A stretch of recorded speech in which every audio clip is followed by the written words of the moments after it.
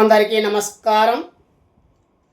తిరుపతి వెంకట కవులు రచించిన పాండవోద్యోగ విజయములు నాటకంలోని అత్యంత వీరరస ప్రధానమైనటువంటి పద్యం జెండాపై కపిరాజు పద్యం.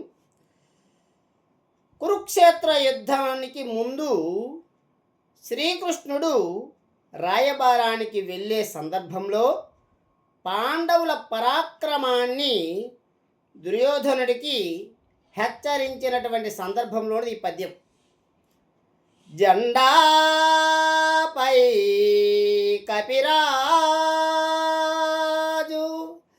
జెండాపై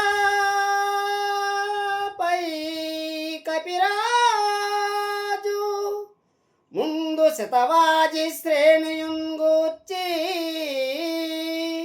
ముందు శతవాజి శ్రేణియుంగూర్చి, నే దండం బొంగుని తోలు చందనము మీదన్ నారి నారి సారింపుచున్ గాంధీవమ్ము ధరించి ఫల్గునుడు మీ మోకన్ చెండు చెండు చెండుచున్నప్పుడు ఒక్కండు నీ మొరాలకెంపడు కురుక్ష్మానాథ సంధింపగన్. భావం చూడండి.